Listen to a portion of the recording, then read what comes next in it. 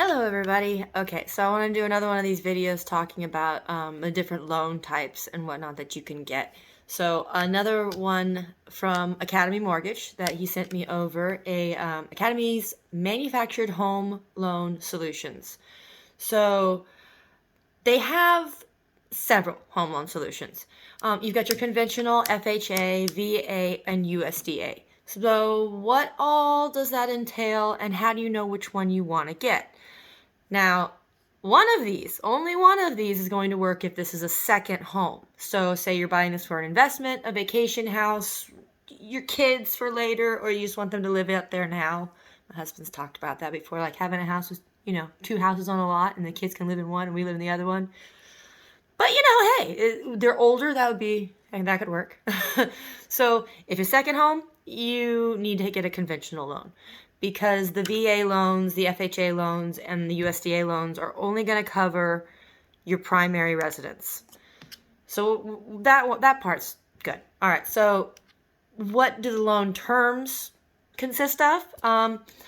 They're all pretty much fixed rate at standard agency loan limits, all of them. So that's across the board the same. Down payments, not the same.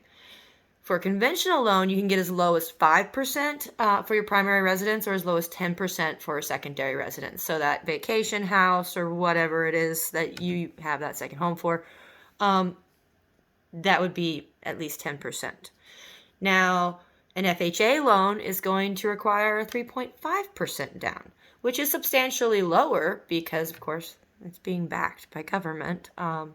So the VA, they offer 100% financing with zero down. You can get up to 100% financing with zero down, I should say. And it's the same with the USDA. Both of those programs, you can get up to 100% financing. We'll talk more about like what it would require to get that percentage, or you can always reach out and we can talk personally. But I'll try and get a video out later maybe regarding that information. Now, mortgage insurance is required with a conventional loan if it's less than 20% down. So if you do less than 20% down, you're going to need to get the mortgage insurance. And it is a lender paid mortgage insurance is available. So that is a possibility. FHA is a one-time upfront mortgage insurance, can be financed in the loan. Monthly mortgage insurance is also required though. Now with the VA, there's no monthly mortgage insurance required. None. They're really, really, really, really thorough in making sure that they are going to be financing the right house, that they don't feel like that's going to really be required. And it's pretty well backed, so the lenders aren't going to be terribly nervous. So the USDA loans is a one-time upfront mortgage insurance, can be financed in the loan, so that as well can be financed in the loan like the FHA loans. On a monthly mortgage insurance is required, just again like the FHA loans. So USDA and FHA are pretty similar. Now with the loan limits, standard agency loan limits for a conventional loan, that's what you get, the standard agency loan limits. What do they say? Progress, not perfection. So, high balance loan amounts are allowed where eligible by county. So it's important, depending on where you're moving, to find out through your lender what is offered for that area. They do differ depending on where you are, like I said, per county. Now with an FHA, it's a standard agency loan limits. And it's the same for VA and USDA. All of those guys, you've got a standard agency loan limits.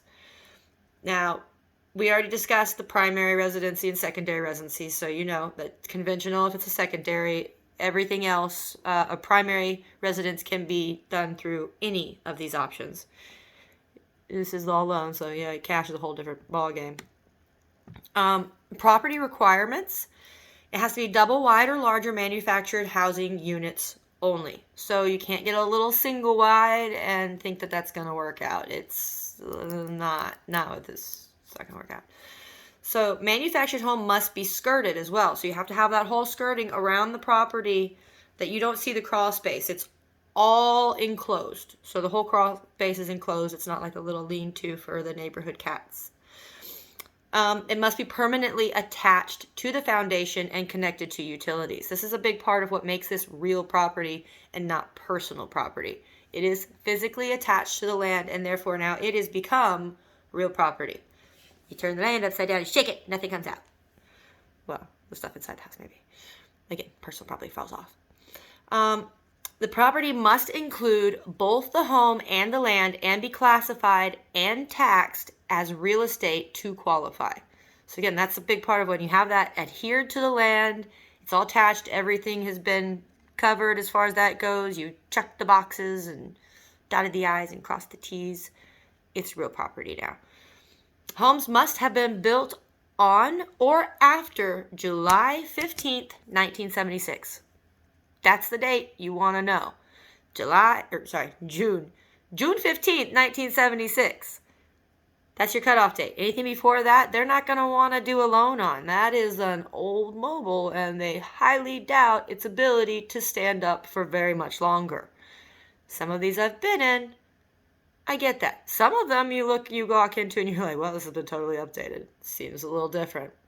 But very rarely for any that are older than that. So this was all I have for this flyer. I figured I would just let you guys know what I'm going over. And if you have any questions, you can reach out to me or to Kory. Kory Acevedo. He's usually liked this, maybe. Let's see if I can get him to like this one too. Then you can reach out to him. You can reach out to me, whatever you want to do. If you have more questions, either of us would love to help you. Again, progress, not perfection, right? All right, guys. I am going to go see about studying some more things, learning some other stuff that maybe I can bring to you later. Bye.